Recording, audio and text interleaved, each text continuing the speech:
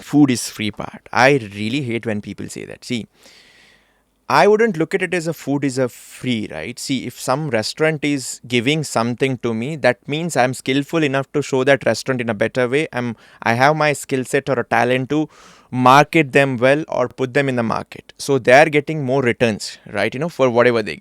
I wouldn't look it as I hate it when people call it as a free food. It's not like they're giving free. It's because I have something, I'm bringing value to them. That's why I'm You're getting giving it. your time. You all give Exactly. our time Time, and video skills. talent. Exactly. A lot of people. I think barter is the right word to use, or a collaboration. Collaboration is a right word.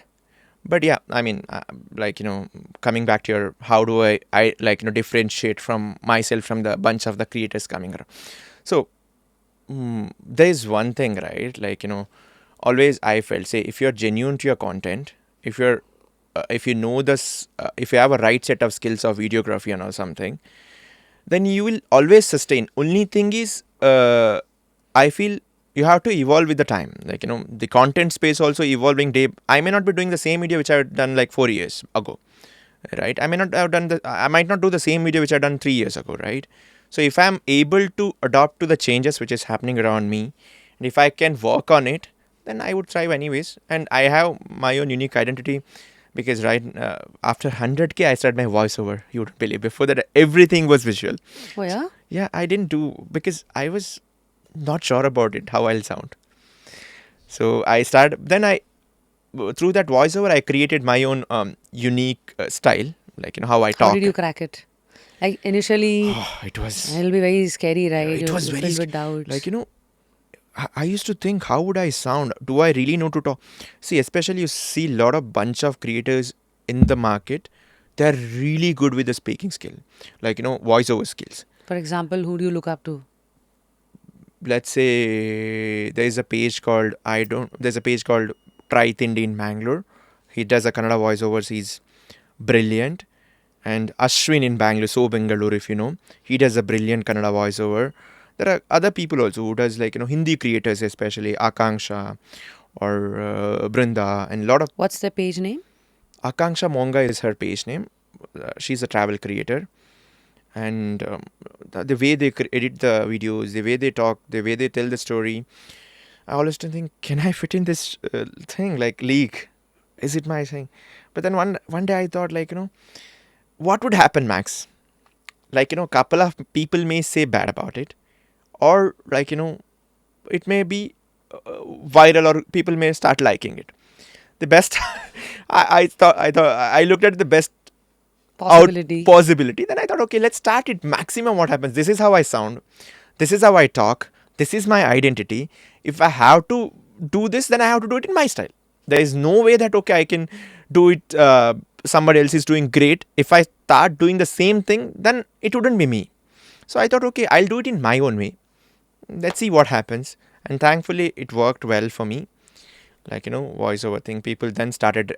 I still call it as my mistake. I should have started before. Because. So how do you plan for your voiceovers? Do you read your do you fix your scripts first? Do you use AI? Now AI is all over the place. Absolutely. But before, how were you doing it? So it's always for me, right? When I go to a place, for example, a resort or a cafe or something, I don't write my script. I just have a outline of what are the things I should cover. So probably, let's say one resort, I have to cover the rooms. For example, a resort that kind of brings out the best of your work. So I recently did this one, okay? Evolve Back Hampi. Oh, yeah. That's a beautiful resort. So when I went there, I had no idea that how to create a content. Basic ideas you have, how to showcase the resort and all. Then the moment I saw that, the first impression came to my mind is, oh, wow, this looks like a palace. So let's build a story this resort treats you like a king.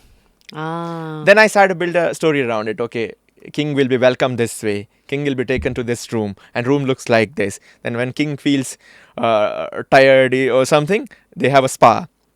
Then when king feels want to see his capital city, they have an open jeep. They'll take you on a Vijayanagar trip. So that's how I did. So that's interesting. Yeah. Depends on what you find from the place. If I plan now only and I can go there and I start doing the content, no, it wouldn't come as organic as I want. So Mm-hmm. that's why I just always try to find the essence in the place, then I build a story around it. Very nice. Uh, So then the AI comes into play? oh yeah, the scripting part, right? So I usually try to prepare my hook line because I have to do a live shoot there. Sorry, what's a hook line? I'm not sure if everybody would Absolutely. know So it. hook line is something. See, the reel has maybe it's a 60-second reel or 90-second reel. You have to first people to stop swiping and watch you. Then you have to give something very unique.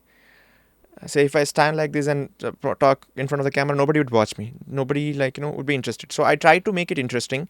And how do you in a small sentence? How do you put a lot of information? Like, give me your 5 hook lines that has worked for you.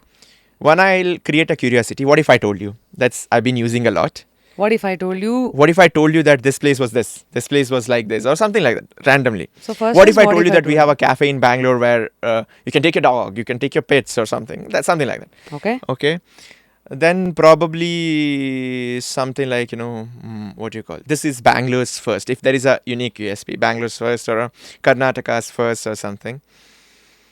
But then would you really believe me that this has something? I'm giving my trade secret. So that's all.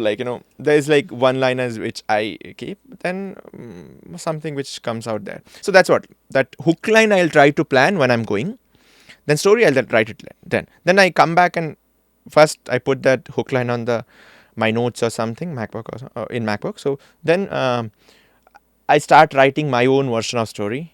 Then I filter it. Then use it this way, and then I'll take a help of the ChatGPT or AI where it really helps me is some stories I may write very long, Mm-hmm. right? So some if I have to tell that okay this room has this amenity, this, so it helps me to Crisp it. optimize it crispy and overall I have to fit it in 60 seconds or a 70 seconds or something, right? So it helps me to optimize that thing. Mm-hmm. So But you can't really go and you can ask the ChatGPT for the entire script and all, but I wouldn't recommend that. Then you won't be having your own essence. what are the top AI apps you're using, Shiv?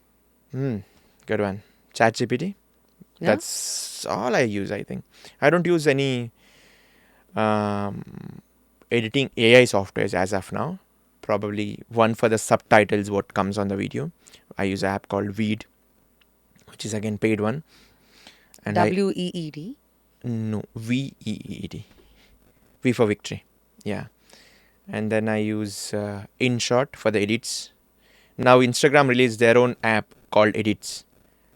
And if a budding creator is there, I'll give an advice.